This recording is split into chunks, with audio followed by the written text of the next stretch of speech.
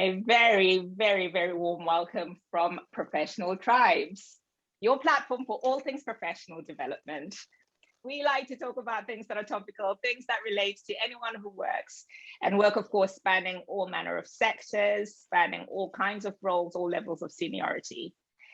This week, I felt motivated to bring to our firesides the topic of trafficking. Now, trafficking takes all shapes and sizes, human trafficking, of course, being the focus for this discussion, because I entitled it, Offered a Job by a Trafficker. Now, job could be anything from selling organs to sex trafficking to forced labor. The list does go on a little bit. But on our panel tonight is a powerhouse of experts in this field who actually make up quite a broad spectrum of the ecosystem that feeds into all things anti-human trafficking. So without taking any more time up, I am going to go around the table, ask my panelists to please introduce themselves to our guests. To our guests, we like to know who you are. We like to know where you're joining us from. So please do start typing and letting us know where you are joining this discussion from. So how about we start with Matt? Matt, perhaps you could say hello to our audience, tell them a little bit about yourself, and we'll go around to the other panelists. Well, thank you for the opportunity to be here. I'm in Hong Kong. It's 1:30 in the morning, so it's a little bit early for me, or maybe late.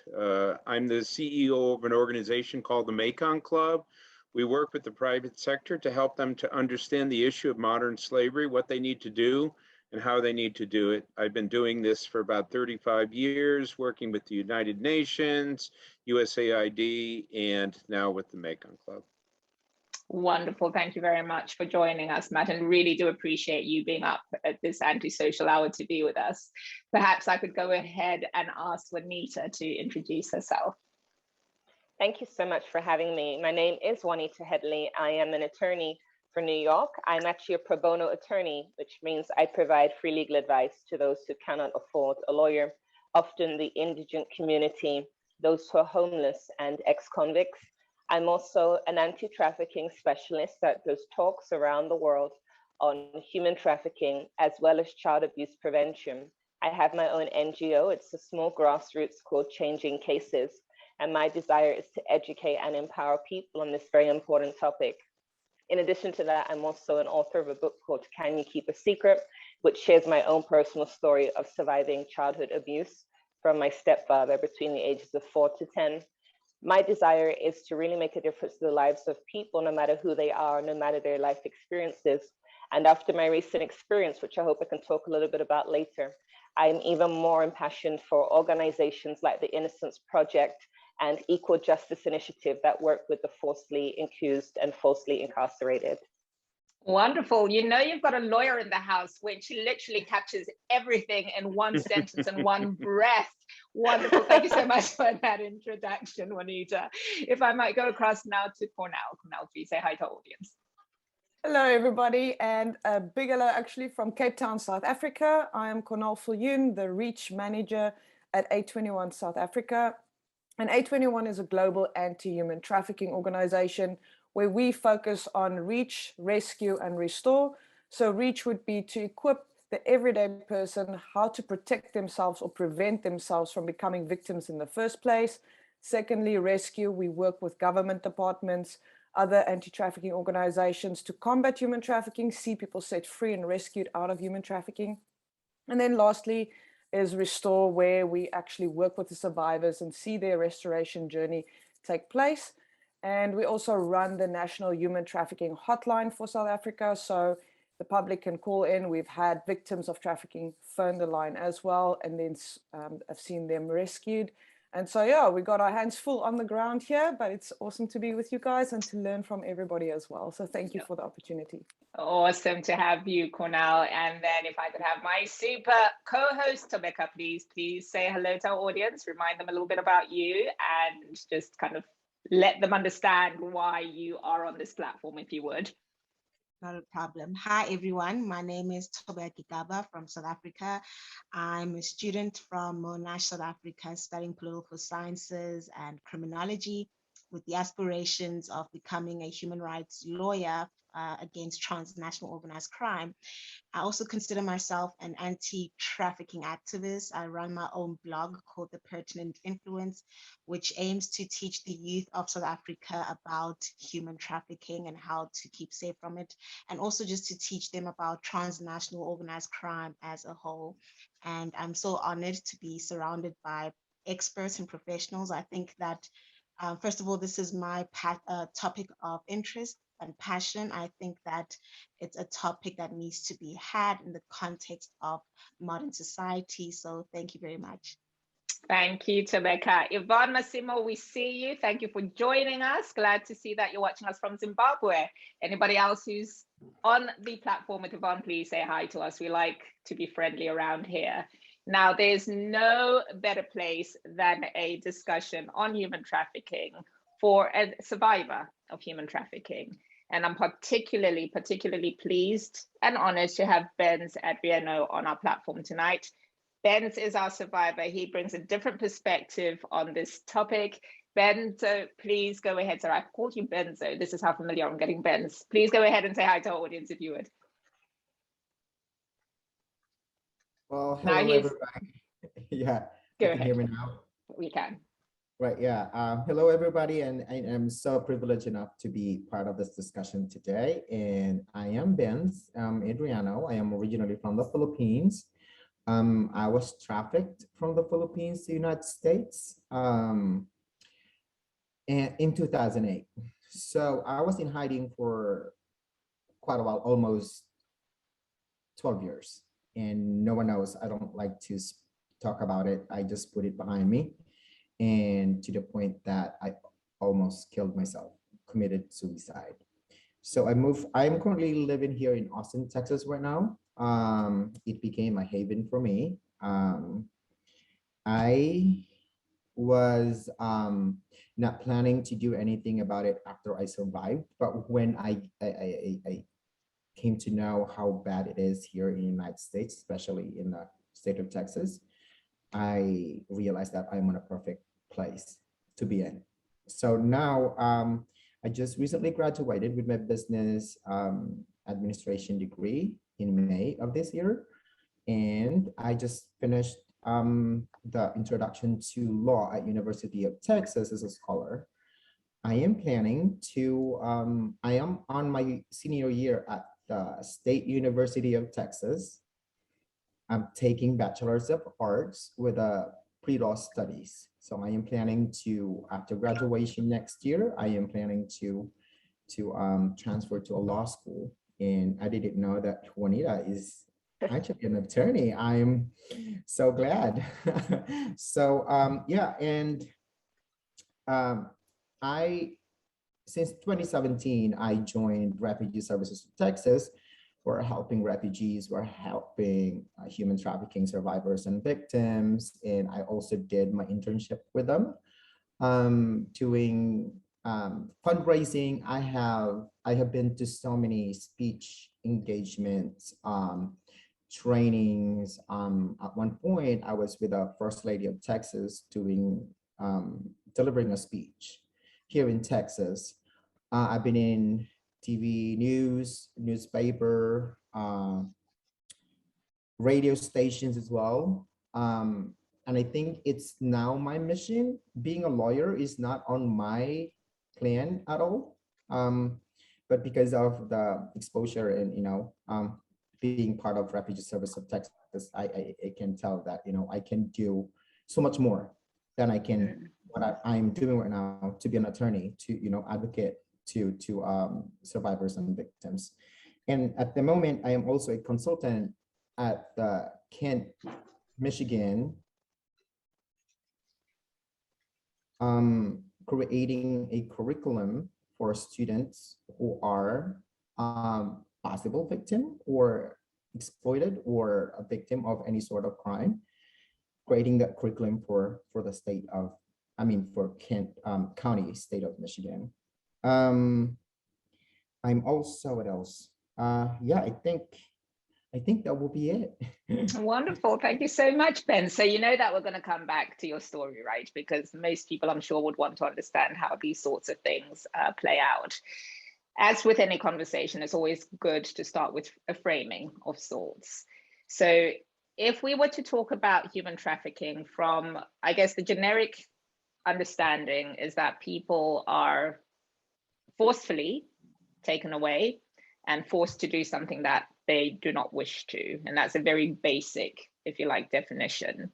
However, there's some people who consciously go into some of these activities and then perhaps discover that it wasn't perhaps as glamorous or as good an idea as it might have seemed. And part of my motivation really is thinking through all the hardships that people have faced during COVID, the vulnerability that comes with that. You've got marginalized populations that are already susceptible to, I guess, the conniving, if you like, game playing that you get from traffickers or seasoned traffickers. But I would imagine that in a period such as COVID, it really has exacerbated some of these trafficking concerns. So I might start with Juanita, if I may. Juanita, if you could just walk us through perhaps, for a person who thinks that this is everybody else's issue or something that they leave to Hollywood, you know, this is a Hollywood storyline. Could you just walk us through maybe some of the key vulnerabilities that might leave someone exposed to traffickers? Most definitely. And I think it's a really important question, because the challenge that I see is that often the belief is that one of the main or the primary ways in which a person is exploited is because of poverty. Now, we know that poverty is one of the reasons a person can be exploited. They're offered a promise or offered a dream, and that is not the reality. They're taken often overseas or to another state or village. And what was originally a dream or a vision for a new life becomes a nightmare. Aside from poverty, though, people have to understand that an individual who could be from the LGBT community, somebody with a drug or alcohol addiction, a refugee, a person who's displaced. What about when we think about volcanoes, earthquakes, natural disasters? Your gender could make you vulnerable, even the area that you come from. We have to appreciate that vulnerability looks very different depending on the culture, the community. Because in a place such as India, for example, being a child makes you vulnerable to child marriage. Even being elderly, what about being disabled? In parts of India, we have individuals who have these physical disabilities that were not birth defects. In fact, they're man-made when an individual, a pimp or trafficker, will actually harm them. I want to use the term maim. They will disfigure the individual so that they can beg. We've even got individuals who will be on the street and they'll be begging with a child. What about if you are an orphan? That's a vulnerability too. But at the same time, I want to point out that we have individuals, for example, in the United States, who are not impoverished, who are not disabled, not from the LGBT community, but they're vulnerable because even though they come from a wealthy family, they're being abused sexually or physically, emotionally, and they run away from home. So being a runaway could make you vulnerable. Or let's say that you decide that you want to work in the sex industry, not prostitution per se, but in a strip club. Working in a strip club, you can become vulnerable to being sexually exploited and trafficked. And in fact, a lot of the women who end up in prostitution and sex trafficking are sometimes recruited, so to speak, in a strip club. So I want to really emphasize that we know that poverty is a big one, but there are so many other elements that we have to consider too, because in the US, the vast majority of trafficking victims are American. In the UK, the vast majority of victims are from the UK, et cetera, et cetera. This is really fascinating. Thank you for that, Juanita. That kind of inspires me to go across to Match, if I may. This idea of poverty, if you like, being the underpinning characteristic or characterization of people who are trafficked, as we're learning, is misplaced. And you know, you've had big ticket news articles come out and TV reports around the royal family in the UK, for instance, with Prince Andrew, and you know, there's that whole mess. Talk us through the psychology of the trafficker, if you like, because I'm sure you're surrounded by these sorts of narratives. And I think where people get caught off guard is perhaps thinking this rich man, this kind man couldn't possibly, is offering me something that perhaps I wouldn't normally have access to. That may be for the more impoverished person, but the young girl who actually feels, you know what? Why bother going to college when I can go and dance in a strip club? Why bother going to college when I can make so much more money by leveraging technology, if you like, and showing my bits off in exchange for some sort of fee. What is the trafficker looking out for, Matt, do you think? The trafficker is looking out for the vulnerability of the person. As Juanita indicated, you know, traffickers are masters of being able to read people's vulnerability. You know, a lot of the people, for example, who get into the sex industry are people who have been exploited themselves, either sexually, physically, could be within their household, it could be within a community or an extended family. And there's something about that experience that kind of almost puts a red flag on a person that allows for the pimps to be able to read this and go after them. As Juanita indicated, you have a situation where, let's say, a 14-year-old girl has a fight with her family, you know, gets on a bus, ends up in the city, doesn't have enough money to go back. The pimps are going to be trolling around in those locations, knowing that these girls are there, recognizing that these girls are looking for something that's missing in their life, maybe love, maybe affirmation, maybe acceptance, any number of things. And so they read this, they'll go up and they will groom them through the process of showering them with love and affection, and eventually getting them to a point where they develop a relationship with that individual, and then at some point it changes. If you love me, you will go and make money for me on the street. Or they will give them drugs and they will get addicted to the drugs. And then if you want the drugs, you're going to have to go ahead about doing this. So they're masters at being able to kind of have a person go through a process from being non-victim to a victim, and then being locked in a situation with either debts or threats or various other things. Thank you very much for that, Matt. Benz, tell me something. So when you hear people talking about this, perhaps from a position of, I guess, theory, almost, you've kind of lived this, right? What is your biggest point of advocacy? So when you see young girls or young boys create vulnerabilities around themselves, what is it that what message are you really trying to push out from your own experience to young people to prevent, if you like, them from catching the attention of these opportunistic traffickers? Thank you for that question. Actually, in February of this year, we concluded our research about that vulnerabilities, and we submitted the outcome of the research to the Congress to make it to be adopted to be adopted as a law here in the United States. It's a broad spectrum. There's a lot of here's one thing. On one of my speeches, I told the students, being an American is not will not give you an immunity to be vulnerable as a victim of human trafficking. It doesn't choose the age, but of course, you know, whoever is the weakest one should be more vulnerable than the other ones. Now, your question is, what is my take on yeah, so I think what I'm trying to get out of you, and perhaps maybe reframing this so that you could tell us a little bit more about your story, because I think a lot of laymen, a lot of us, or people who may not have firsthand experience or exposure to people who've been trafficked, have got these theories that are endless about how these sorts of things happen, right? And the reality may well be very different. So from your personal perspective, and I would love to hear from Juanita as well in terms of her own story, but if you like, the building blocks that might lead somebody into trafficking, or what yours quite frankly were. Because as I say, theoretically, I might think, okay, neglected kid, or mum is a drug addict, or she, kid doesn't want to get grades at school and decides to take shortcuts and gets caught in the web. These are all very stereotypical thoughts around how people get trafficked. How did it happen to you? Right, yeah. So for myself, I am from another country. I think you mentioned it, or somebody mentioned it about, like, not because you're rich, you're immune to that. So I would like to tell you first about the background of my family. My dad is in the politics. He used to be the mayor of the town for 15 years, right? My family is being respected highly in our community, very up to this date, even though my dad passed away like 5 years ago. Our name is still in our community. We are fully respected. And I thought of that myself as well. I thought, And I traveled 35 different cities and countries all over the world.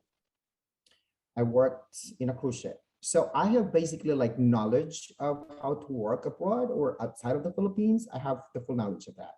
Now, when it came up, when I was trafficked, I think what happened to me is what makes me so vulnerable is because of my position. I would like to get a good, decent job more than what I am doing currently. Again, that's a primary. The secondary reason maybe is because I am ignorant in American laws. I am ignorant of American life. I am ignorant about, in general, about America itself. I grew up, my dad is a World War II veteran. And my dad used to say, Americans are our liberators. They are good people. You know, it starts from home. So when I told him that I am going to United States to work, and it's a good opportunity for me when it comes to economic income, professional enhancement, you know, it is like, and my dad said, well, you are in a good place. Although America is huge, it's big, but I think comparing to any other part of the world, I can trust Americans because I used to work with Americans. So with that approval from my dad, who had experience working with Americans, I completely, you know, taken away of that. Yeah, I think it's a safe place. Growing up, I have heard a lot of Filipino overseas workers in different sides of the world, and misfortune happened to them, crimes after crimes. Body is going home in the Philippines in a casket. But I never heard of anything like that happening in America. So for me, is, you know, it's okay. It's good. I'm in a safe place. I'm in a safe country. And when I got here, that's when I realized I woke up in a dingy hotel room. And I said, like, what did I do to myself now? Now, I was so surprised. But again, I think for myself is the common thing, my own experience, the commonality of my personal experience with the rest of the labor trafficking victims is you are trying to make yourself better. You are promised that, you know, traffickers are using the law of America, like immigration law in America, to conduct this type of crimes and business from different countries. So, and what became as vulnerable is because we are innocent about this country. We are not, I would say, ignorant about the law.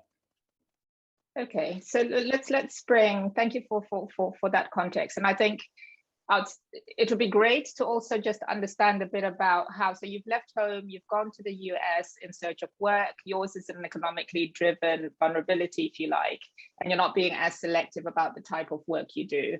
How do you then cross over into traffickers, onto the traffickers' radar? What that year is, they open up a lot of, I mean, hotel workshop in the Philippines. So a lot of Filipinos actually applied, but not all the Filipinos who applied actually got the chance to get to America. So from that moment, like I said, they're using the immigration law to traffic people all over the world. And when I survived, I just came to know when I was researching about human trafficking in America, and specifically with that, you know, certain person, that company who trafficked me, it's not only from the Philippines. It's from, we're like thousands and thousands of people within that span of 3 years from different side of the world.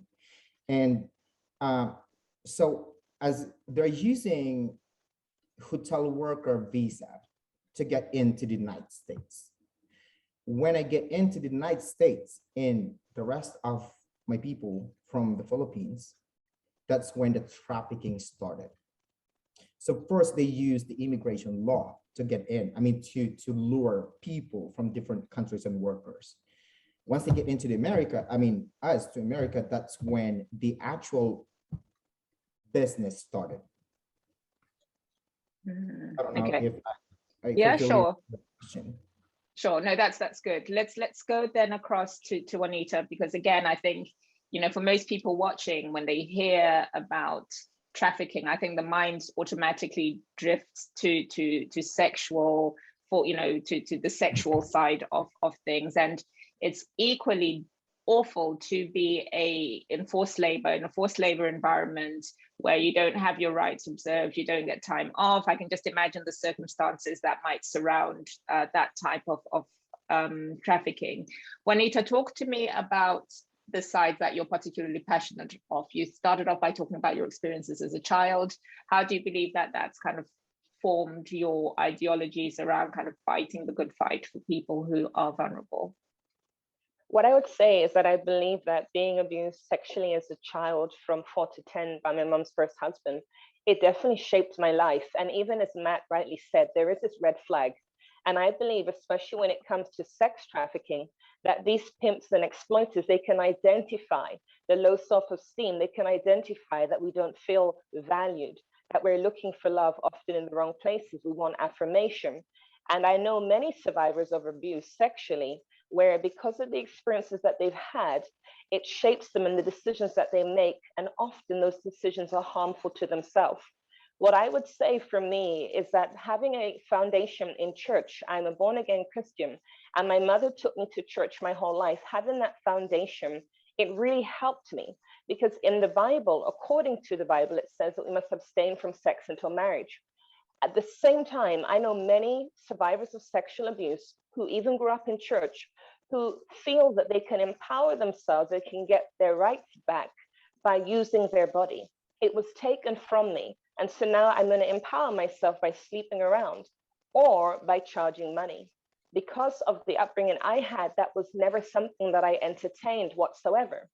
At the same time, though, that doesn't mean to say that there may be individuals who will see that something has happened to me, that there has been some childhood trauma, an ACE, as we would call it, adverse childhood experience, and so they'll be drawn towards me. It makes me think about when we have women, young girls who date boys or men who abuse them physically, and every relationship they get into is abusive. And I wonder if it's as though these girls and women are giving off some sort of fragrance or aroma that these men can detect. I don't think that's the reality, but there's something that they can see, maybe the way that we walk and the way we carry ourselves. Understanding the links between childhood sexual abuse or any form of childhood abuse and trafficking is probably what motivated me to do this work, because as Ben's rightly said, being an American or being British doesn't make you immune to trafficking. However, when you've been abused in your childhood, you're more susceptible, more likely to be exploited. And when it's sexual abuse, more likely to be abused in sex trafficking. And I think that's one of the great motivations behind the reason why I do what I do. I'm very passionate about serving others. I'm very passionate about educating. I don't want anyone's life to be destroyed by being abused in their childhood sexually, or God forbid, being trafficked. And so I feel that my experience is what really drives me forward. I'm very transparent about it. And the reality, the sad reality, is the statistics say things as though, for example, in the US or UK, 1 in 3 females have been a victim of sexual abuse at some point in their life. A lot of times this happens in our childhood. But what I find even more concerning is that if 1 in 3 females has been abused between the age of birth to 18, for example, usually by somebody that she knows, the reality is a lot scarier when we consider the number of males, or sometimes females, who are perpetrating this. Now, my desire is not to create paranoia.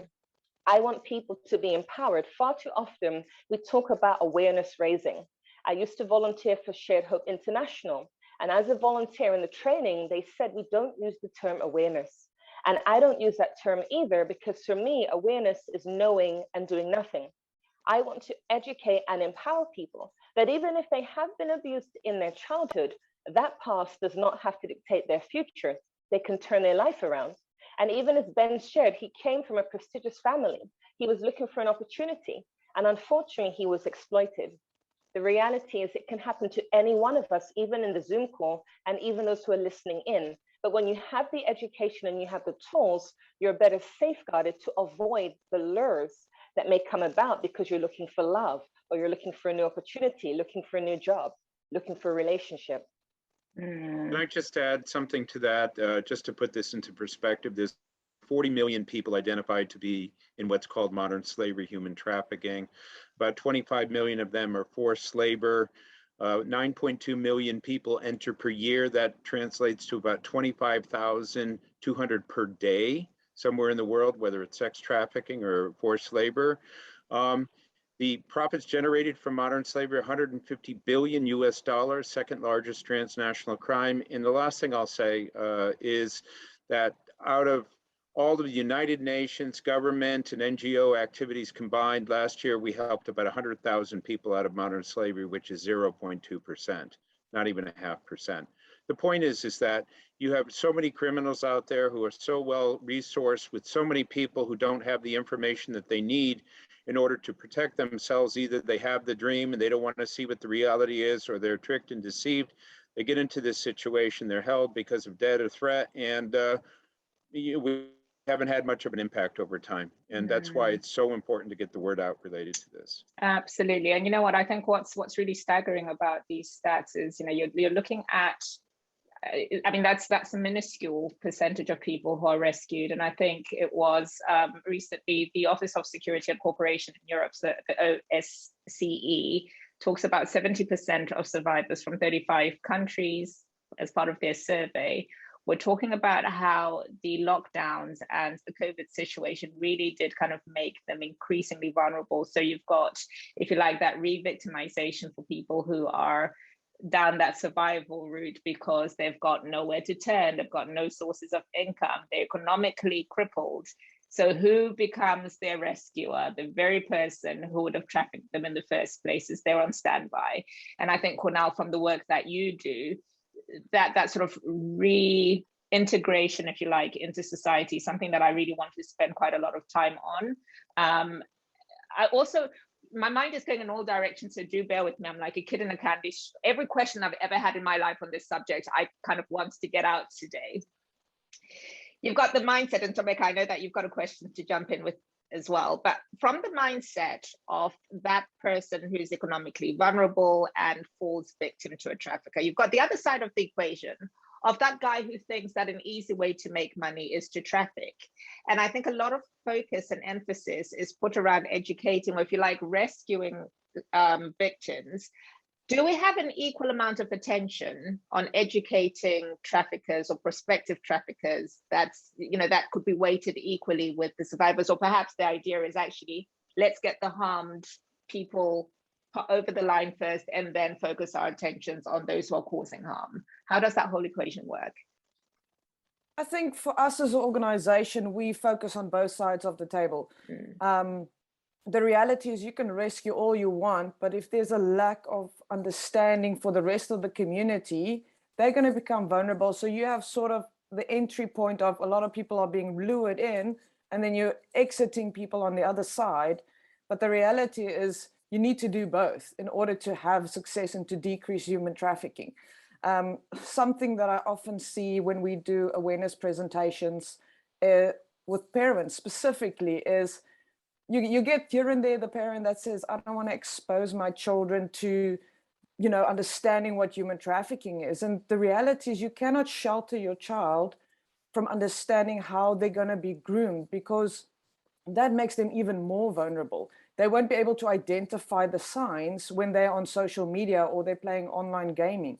And I think it's crucial for us, you know, we focus on awareness, prevention and education. And I think it's stepping stones that you need to become aware first to understand what it really is, because there's still a misconception that people think it's just kidnapping of young kids that, you know, they don't have parents, or that's run away from home, or it's only girls.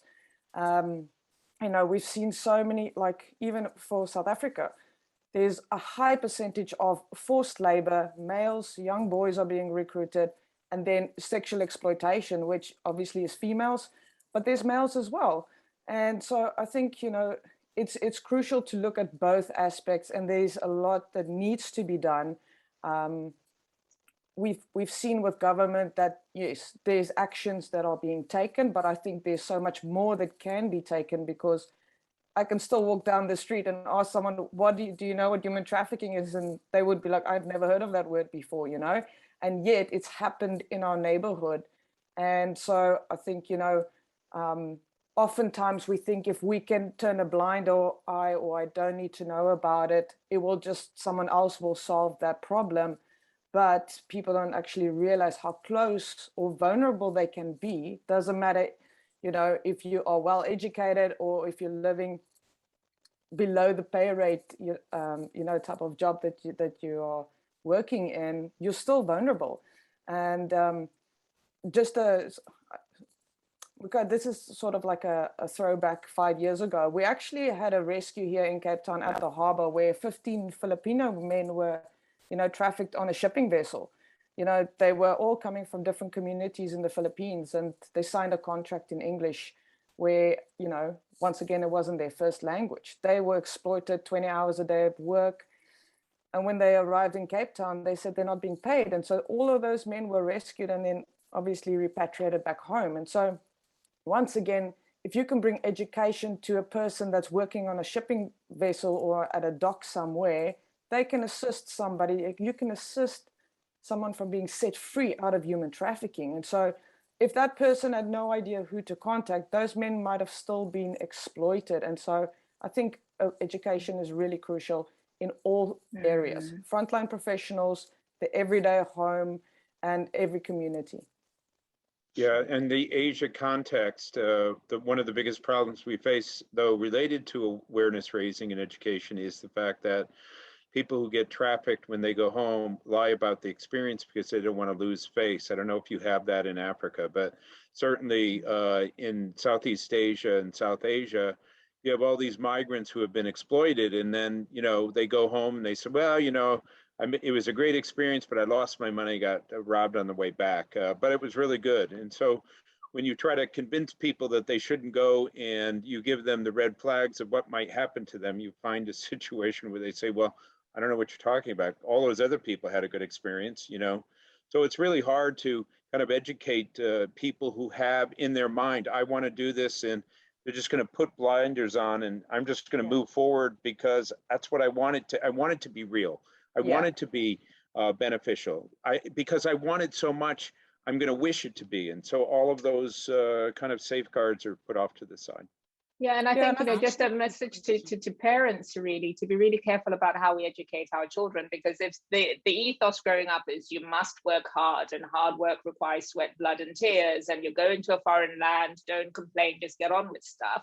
There are cultures that really do advocate for those sorts of behaviors. It becomes very difficult to identify the point at which you're being trafficked or exploited versus I shouldn't be lazy, I should just kind of get on with stuff and not complain.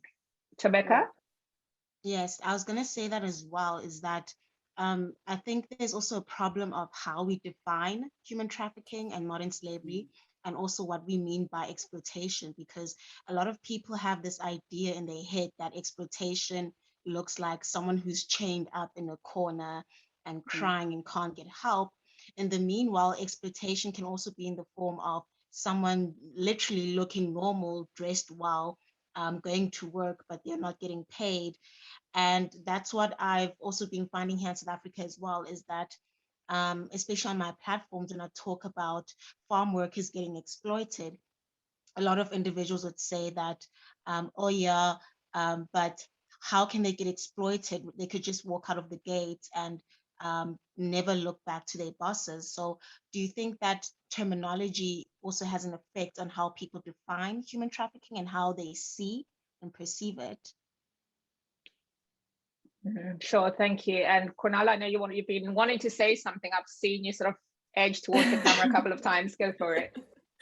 Yeah, I think, something within South Africa is we've got various different cultures, we've got 11 languages as well. And so traffickers will use your cultural practices, your belief that if you do X or A, B, and C, you don't honor your elders, or you don't honor your religion or your faith. And it's exactly what Tabeka is saying, is that people will just say, well, why don't you run away? The psychology behind, the dynamics between the trafficker and the victims is on a whole nother level that the everyday person won't necessarily understand unless they start doing research and really understanding the injustice that is happening.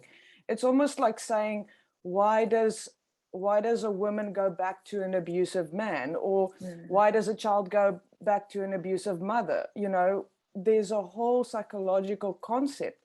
And even, you know, with, like you mentioned, with COVID and being online, UNICEF did a study in 2020, just over 70% of parents have no idea what's happening in their children's social media. They don't know who they're connecting with. They don't know, because now the kids have rights. Yes, that is true, but you're still the parent. And so starting the conversations, it's not just like, do you know what human trafficking is? And this is what they're going to do to you. No, it's starting with, hey, what is your boundaries in relationships? What is healthy and unhealthy relationships to you? Safe communication. Do you know, your body? Obviously, we understand not every household, there's a, you know, maybe domestic violence, etc., sexual abuse that's taking place. Once again, it's also how can we collectively, from education systems to government to, you know, communities, how can we really equip the next generation where there is an exit out, that if the people that's meant to love them, where's the next person that I can actually have the confidence to ask for help when something has happened to me? Because, you know, a few years ago, we heard of a youth girl. She was raped, and she spoke to one of the leaders and she said, this happened to me. And she asked her, well, did you speak to your mom? And she just said, it's part of growing up. And I was mind blown that someone would think that. And so how much more would a victim of trafficking, if you are born into it, think that this is normal? You know, this is just how life is. And so we're dealing with various different mindsets as well, plus cultural beliefs, your faith, etc. And so, you know, I think there's a lot of different things to consider when it comes to human trafficking, and why people are not just running away or stepping out because of the risk of, you know, obviously their own life, their families' lives, etc. Human trafficking is an organized crime. It's not a casual, or I just gonna steal something. And I think that's really important you say that, because again, I think, you know, for the average person, the idea is, well, if you've got your faculties together, what's the big deal? Leave, report them to the police, X, Y, and Z. But I don't think that there's a real appreciation for the chains that go with being trafficked, and how, as you say, it's organized crime, right? So the fact that they can show a picture of your brother, your parents, your sister, and say, if you run away, they're going to die, for instance. And again, I know I'm overly simplifying this, but I'm sure that, yes, please, Rebecca, I may well be oversimplifying this, but that is the whole idea. We want to be educated on how the mechanics of these things. Rebecca? I was going to say that, Kunal, you really highlighted a term that I wanted to ask as well in terms of transnational organized crime, because we know that human trafficking is transnational organized crime. But the problem comes in is when police are also engaged in these crimes. What then?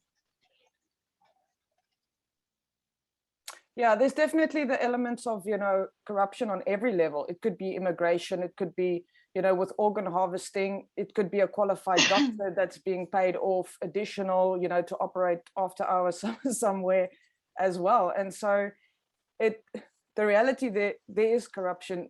For me, according to me, it's in every single country. There's not a country where it's not existing. And unless someone knows that it's not existing, then you're welcome to educate me on it. But the reality is, it's almost like the good cop, the bad cop. You're going to have people that really want to advocate and see trafficking stopped. And on the other side, money talks as well, where people are going to be paid off. And these are elements that we are dealing with, but it's once again also looking at, if good people stay silent, we're actually agreeing that it's okay to continue with the crime versus reporting it. And there is mechanisms in place, and it's keeping, you know, those officials accountable through what is the law that's being set within the country. It's keeping government, you know, and the cabinet also accountable to, hey, this is the law, this is what you've implemented. But it's a collective effort, because if one person is trying to carry the piano, he's gonna struggle, or she's gonna struggle. But if everyone comes together, if the community, the various stakeholders come together, we can move forward and we can see a shift and a change. And it's very easy also to get more discouraged when you feel alone, when you're trying to combat human trafficking within your community. And, you know, oftentimes we also hear people, they're like, I've never known that there's an organization called A21 that's combating human trafficking. I never knew there's so many other organizations. And, you know, because it's not, you know, trafficking is not enough in media, or there's not enough conversations in the media, I would say, where people can have a better understanding versus maybe, you know, videos they saw on Facebook, etc. And like, oh, every kid is getting abducted. No, they're not, you know, and there's different reasons between, you know, even looking at kidnapping and abduction. And so, you know, I think it's addressing the issue in the moment and as you go versus staying silent and saying, well, I'll just let it slide. But once again, we don't know what the threats are. You know, even within the different sectors, there could be a threat on that police officer. So if it's just the easy way out, let me just take this payment, let me just traffic this person because I'm earning extra. And you know, I'm really loving that you're touching on this. Just one second. I think Matt, was it you who wanted to pipe in? Yeah, I just want to talk a little and mention corruption. You know, I lived and worked in Nepal for 8 years, and we tried to fix the corruption. It's impossible. If you're corrupt, you're corrupt.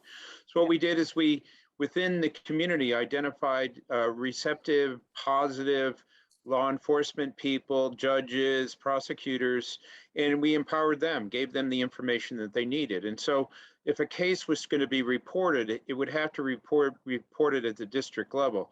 So you'd have an NGO worker go with the victim to the place where it needed to be reported. 5 minutes after reporting it, they'd make a call to Kathmandu, the capital, to one of these sympathetic prosecutors who would call back and say, we're moving the case to Kathmandu, and they'd fast track it. So what they did is they eliminated the possibility of corruption by simply recognizing that within any legal system, there are positive elements.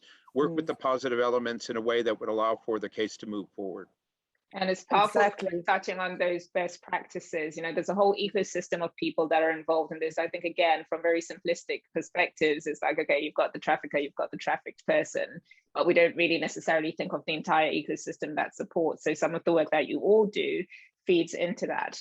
And when we think about this COVID periods that we've been navigating, a lot of governments across the world have had to divert their resources to the pandemic, to dealing with the pandemic. With that comes slippage on some of the developments that might have been happening in the anti-trafficking space. Can you walk us through some of the best practices that you're seeing globally, perhaps around how law enforcement or NGOs, organizations, individuals even, are keeping this topic front and center? So what should authorities be thinking about? How should we be leveraging technology, for instance, to fight such crime? What role is technology playing? All these, I guess, elements really start to feed into the machinery. And of course, with that duty of care and that responsibility, hopefully we'll start to see some sort of movement globally. But let's talk to best practices for a bit, shall we? I can start with the banking community. Please. You know, the banks have to be concerned about this. $150 billion generated from modern slavery. If any of that money gets into a legitimate bank, it's money laundering. One of the Australian banks was fined 1.3 billion Australian dollars. So what the banks are doing is identifying the various components of a crime, looking at the transactions, identifying which transactions could be nefarious, and then using this to search on their big data to determine if there is kind of a pattern, and then by identifying the pattern, closing it down. So that has technology, it has the private sector, and it has kind of an assertive way of going after the most important element of trafficking for the traffickers is their profits. You know, it basically stops the greed that takes place.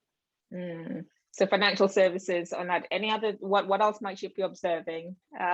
Ben? Right. Thank you. I would like to go back first to what Cornell has said and Matt as well. Cornell has emphasized about education, educating people and community. That is one of my personal recommendations to the US Congress, that every applicant, like working visa or any visa that is available for a non-American citizens to come to America should undergo a certain training about American laws when it comes to employment. They would not be able to come in to United States without going through that orientation and education process. So that is one of my personal recommendation on our research, and it is now being heard. I heard last week that one of the scholars actually has been chosen to explain the recommendation to the Congress. So I think it is being heard right now, which is really good point. And one point as well is because I'm a business major.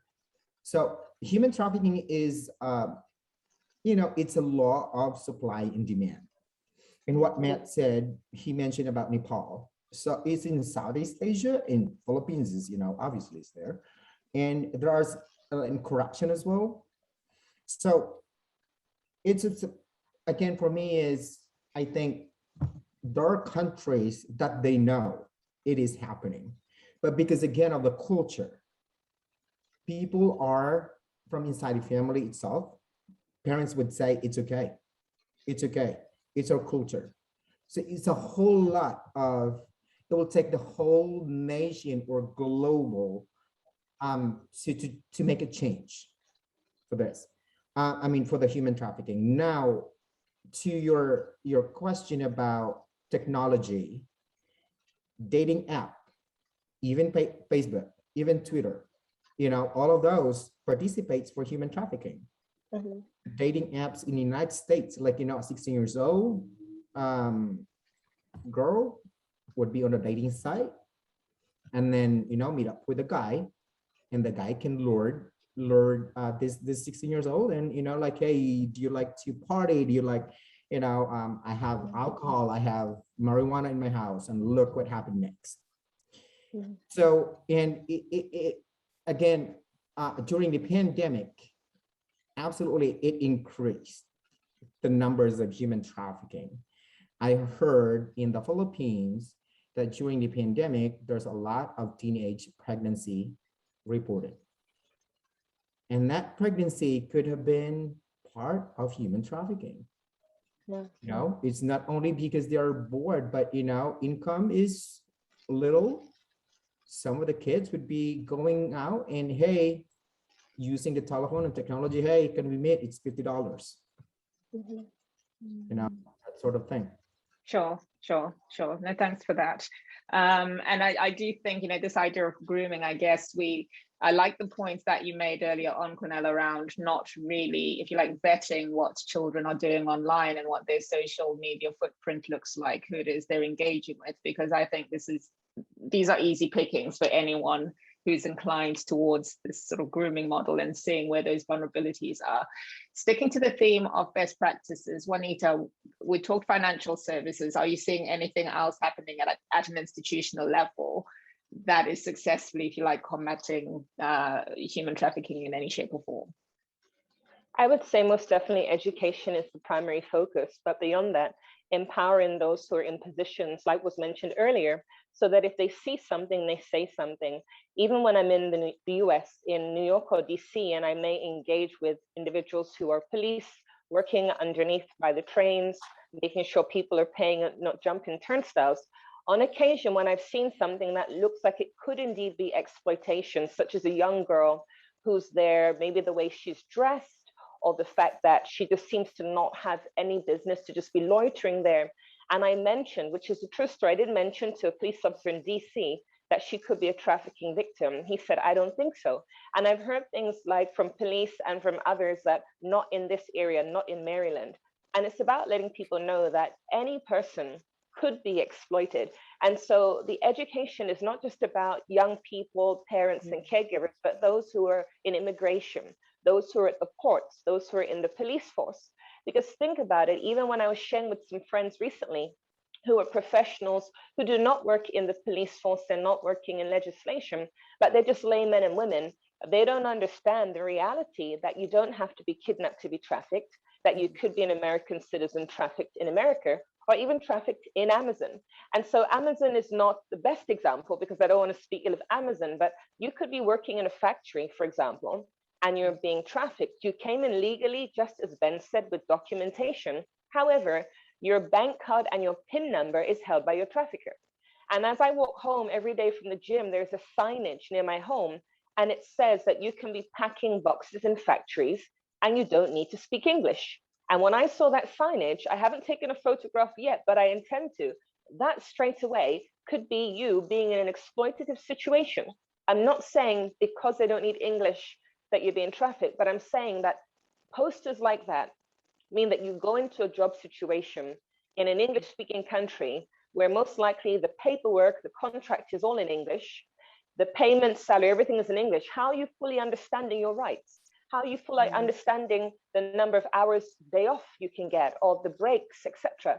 Even a young girl on the internet posted about how she was training in a new job, and on her first day working 12 hours without a break, her manager said, today was a trial day, you'll get paid from tomorrow.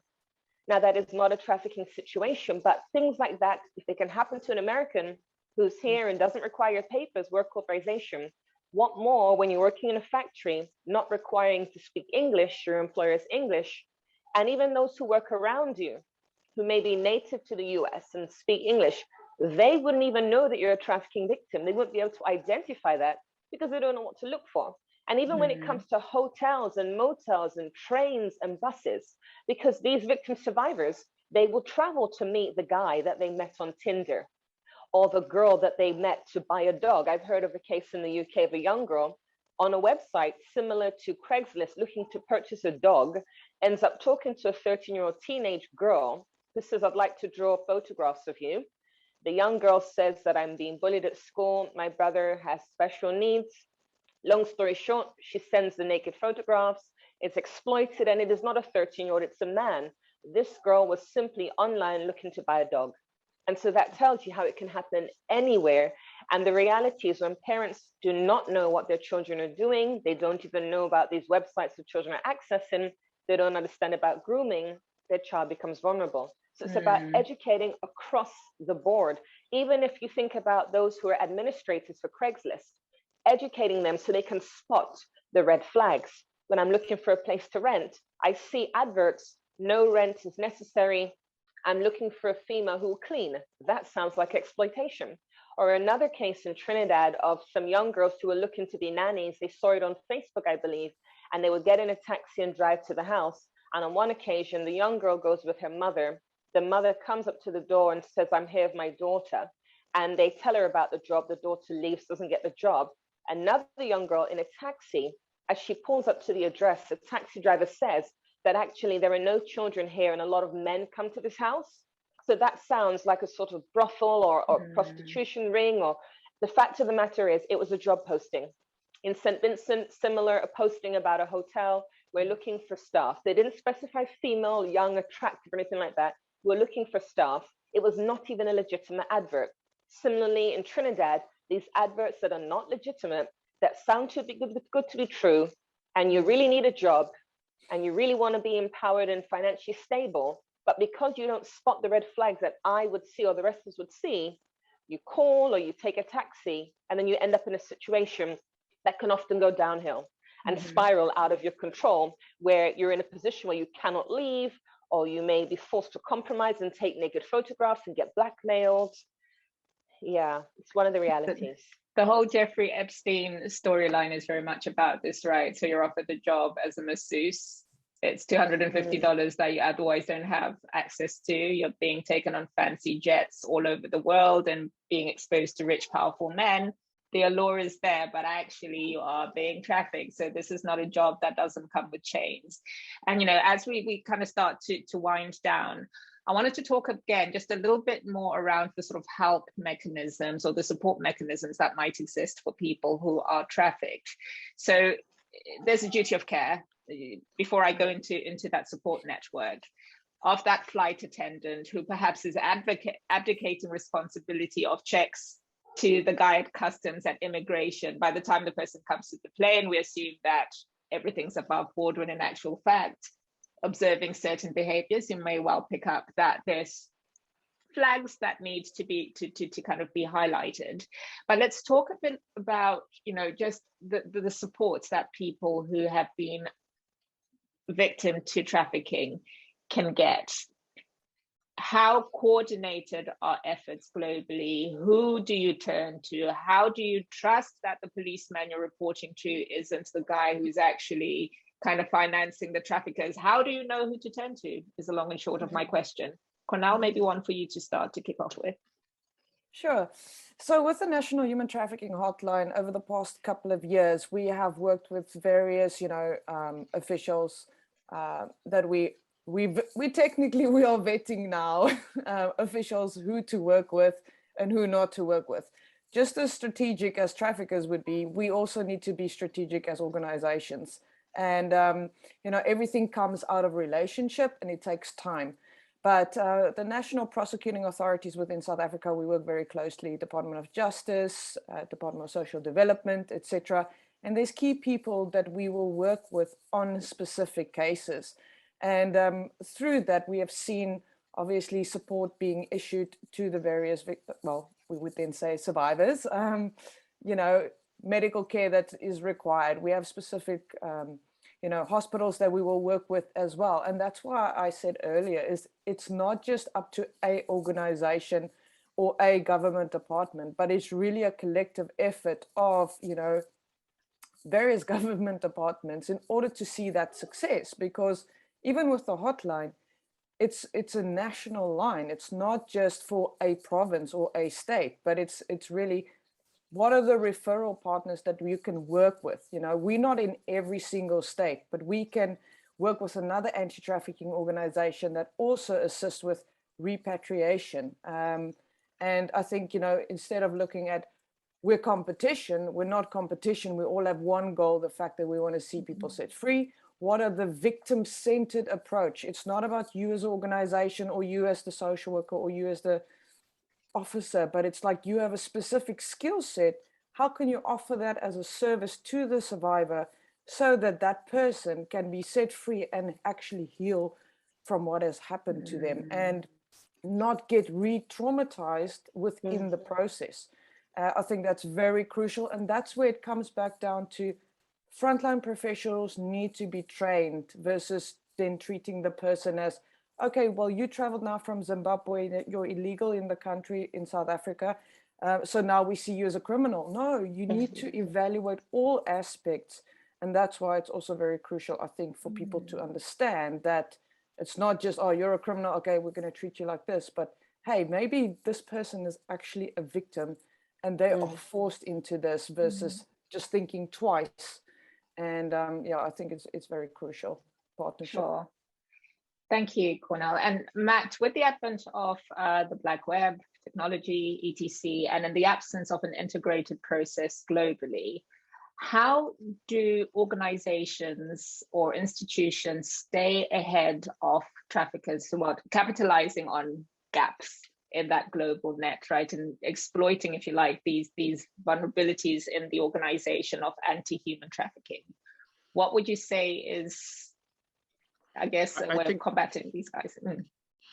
I'm going to talk a little bit about collaboration between NGOs. I mean, in the past, it really hasn't been nearly as effective as it can be. And I think part of it is, the donors are basically setting up a situation where the NGOs have to compete against each other. When I worked for the United Nations, what I would do is, let's say in Cambodia, if I wanted to set up a kind of a protection program, post-trafficking program, I would basically fund 5 or 6 organizations and then set up a situation whereby there was a seamless movement from the point at which the person was identified and rescued to the point at which they got back safely to their community.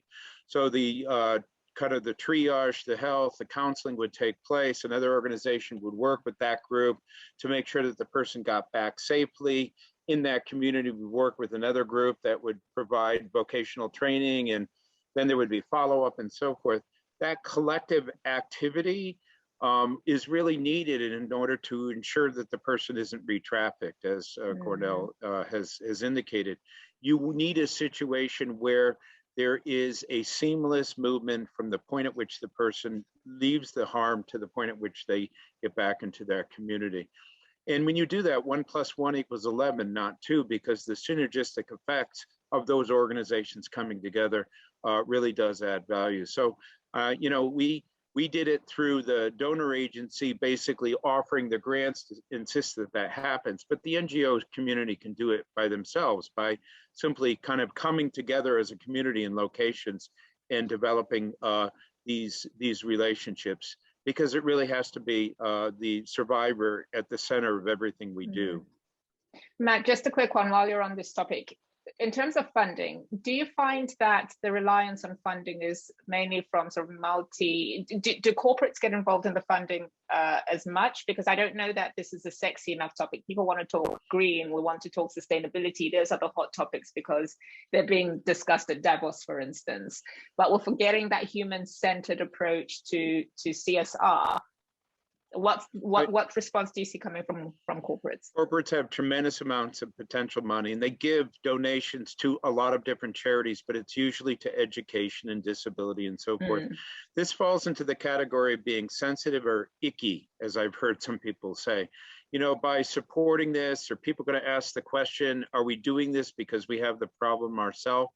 So, you know, like anything else, we don't pick our issues pick us. You know, I didn't choose to be a counter-trafficking person. There's something about this issue that's in my DNA. If you can find corporate senior management or CEOs and so forth who, for whatever reason, feel that this particular issue really gets under their skin, you know, and you approach them, they will go beyond that sensitive element and actually provide resources.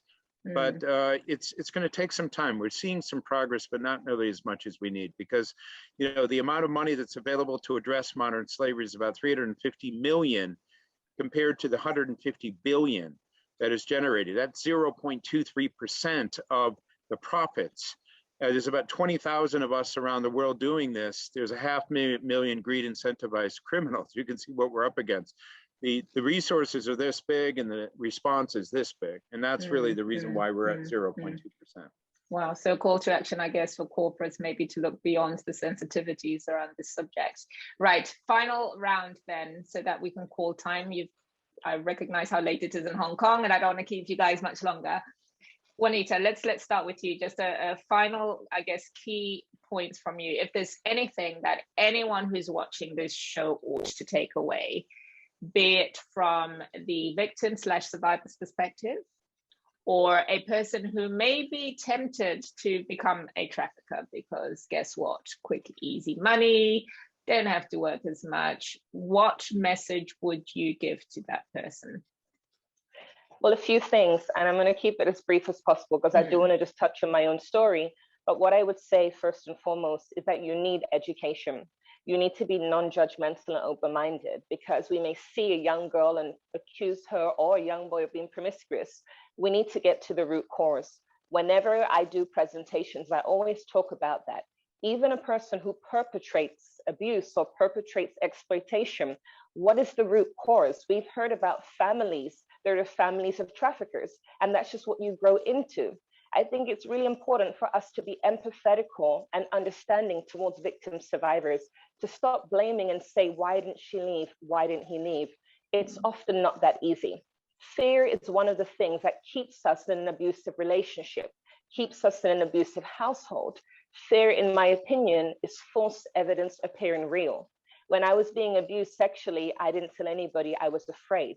And even when a person who is in their teens or late 20s in a relationship abusive, often they don't leave because of fear. So we need to understand the dynamics of being abused, being exploited, so that we can support these people. And instead of asking, why doesn't he or she leave, be there to assist them out of that situation. And then real brief, I want to just touch on my little story that I had an experience and an encounter recently. It was mentioned about corruption, and we know, as was rightly said, trafficking exists in every country in the world. And in my opinion, if it doesn't exist in a place, let's say Tobago, the traffickers will go there eventually. At the end of the day, we have to appreciate that this is a worldwide issue. It's a business. And so it's important to have unity. Now, I travel the world. I've been to 38 countries, and I do human trafficking prevention work by myself. Unity is important. And when you don't have that unity, you may end up touching the wrong thing, digging up information you shouldn't, ruffling feathers, and then you can create enemies. And what a lot of people don't realize when we're in this kind of work, anti-trafficking, we can end up losing our life. I know of people who've had attempts on their lives. Your reputation can be ruined or destroyed. And that's kind of what happened to me. In June of this year, I was in St. Vincent. I spent 11 months there and doing human trafficking talks. But unfortunately, many of my friends and acquaintances believed that I was touching a nerve. Long story short, my visa was denied. I was given 3 months extension. The fourth one was denied. And as a result of that, I was slandered in the newspapers. My reputation was destroyed. And worst of all, I was actually placed in prison. I was there for 8 days, completely innocent, went to court, and eventually everything was resolved. But that doesn't change the reality of what has happened. And so for those of us who are in this fight, we have to remain committed, whether it's your reputation, whether it's your liberty and freedom. When we decide that we are going to fight trafficking, we're in it for the long haul. And I will tell you, the experience I had was traumatic. I'm going to therapy. I believe it's only because of my faith in Jesus I could get through. It may have been 8 days. It was 8 days too long. And going through that experience has given me a lot of empathy for those who do end up falsely accused. What about when we have young girls or women or even men who are on street corners, who are selling their bodies and end up being put in prison, end up being arrested? They are victims. What about when you drive across state lines, you're arrested because your pimp has instructed you to drive minors across state lines?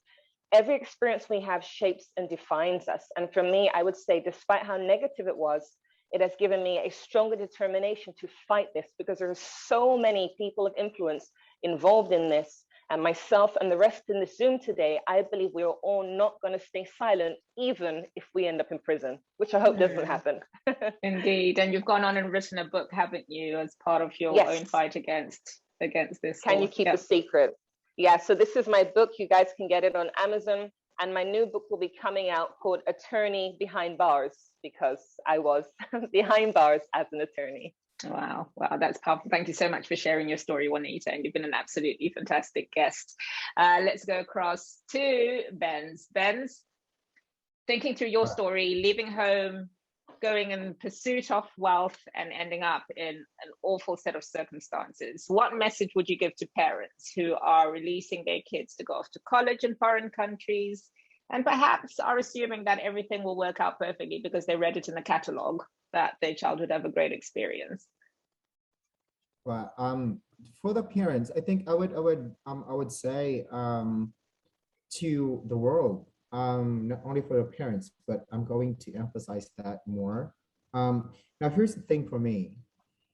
In America, it's still up to this day, Americans are still denying it. That slavery didn't happen. It's not happening. And I think it's not only in America, but it's all over the world, especially in my part of region, because it's part of the culture.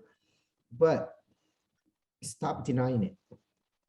This movement, I am doing this not for myself. I survived it already. I am doing this for your kids, for your future kids. Thank God my dad passed away without knowing this, or else he's gonna die and my mom still doesn't know this. I don't wish to tell them about it because it will break their heart.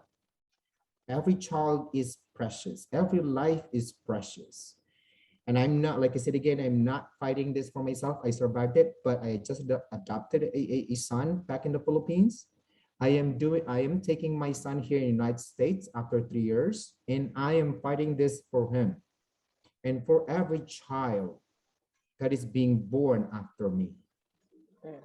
And it is happening in our own backyard, even in the land of the free. It is happening up to this date, right at this very moment. Somebody is being transferred from one city to another city. And for parents who are sending their kids abroad, I would say, I'm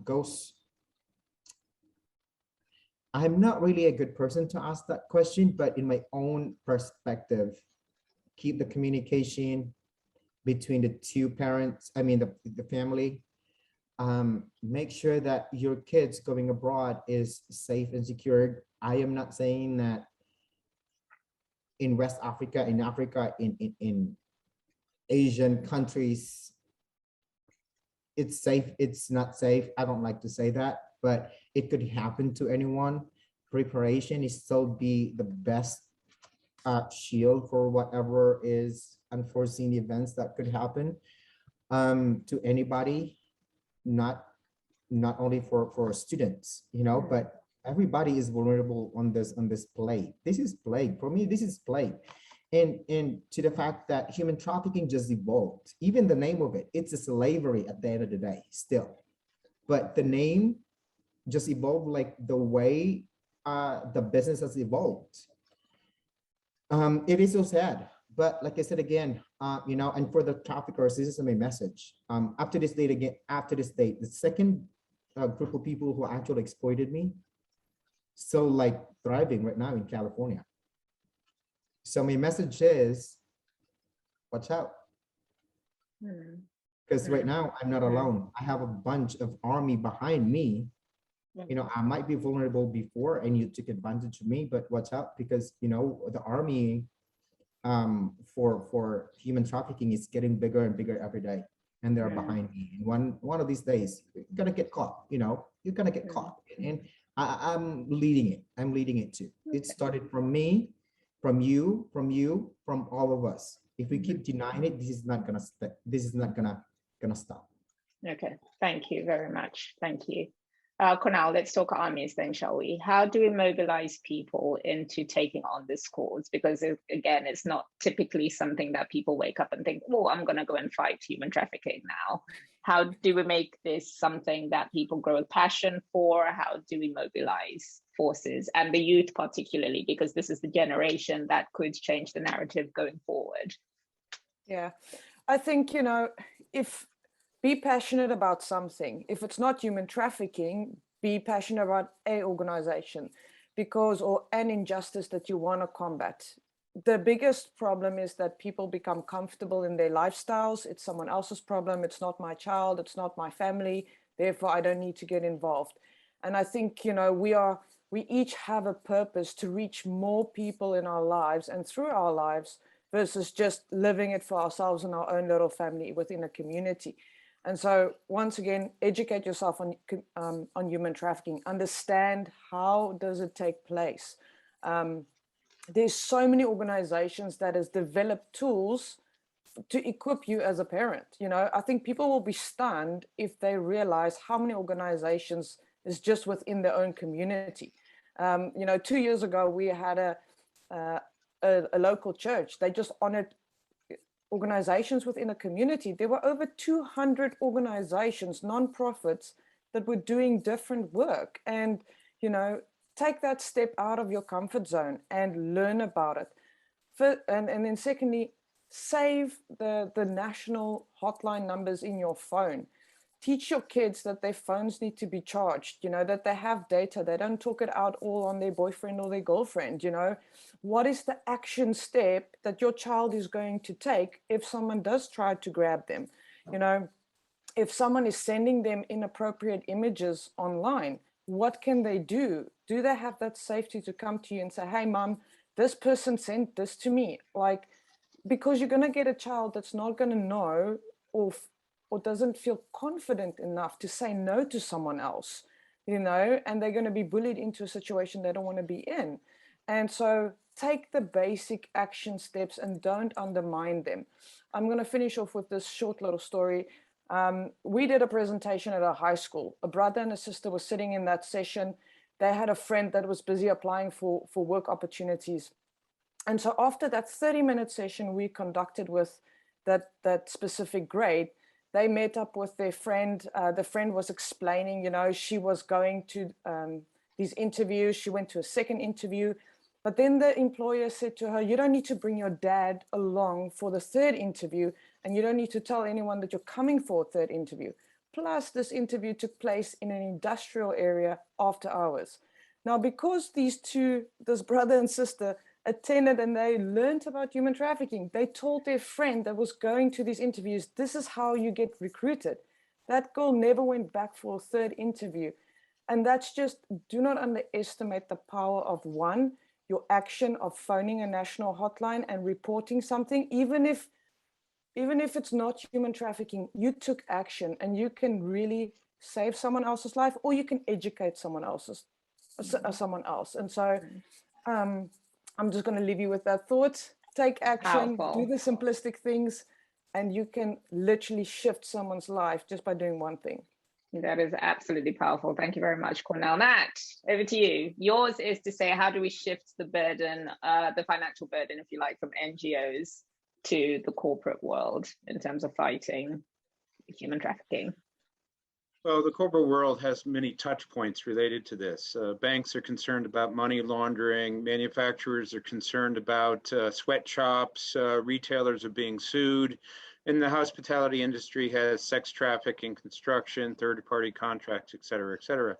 With changes in legislation, you have situations where big companies have to report what they're doing to address modern slavery. And as they come to understand and know about this, they come to realize how vulnerable they are within their supply chains, within their networks, within their financial institutions. They have this vulnerability. And so what we're seeing is that within the private sector, people are waking up to the fact that, oh my gosh, wow, we have to be concerned about this because it could hurt our business. And then they go one step further and say, oh my gosh, what we're dealing with here is so terrible and awful.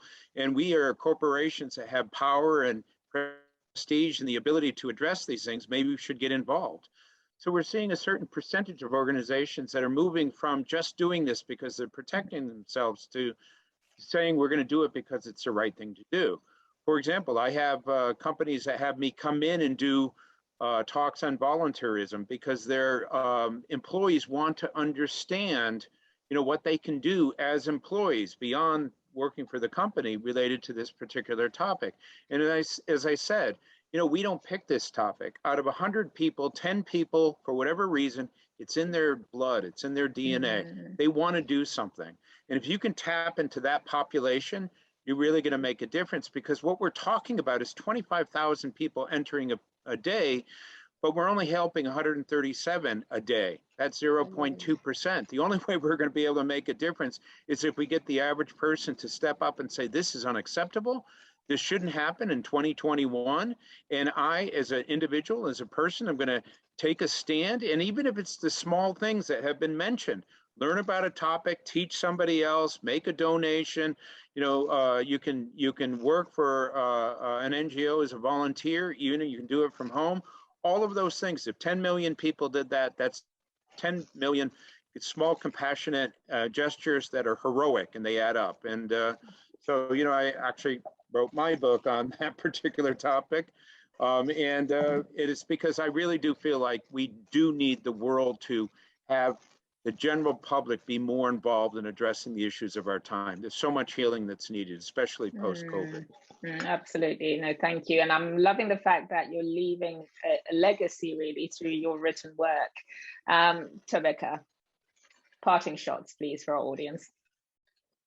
I really do agree with the panelists. I think that, first of all, we need to look at people as people and not just numbers, because I know that when people hear that there's 20 to 40 million people around the world who are enslaved or victims who are enslaved, immediately we start feeling withdrawn because we feel like, oh my gosh, we are not able to help as many people as we can. But I think that when I'm reminded of the Libyan slavery crisis, when it first came out in 2017, 2018, and how the world was shocked, I think that's the kind of attention that we need to address when it comes to human trafficking.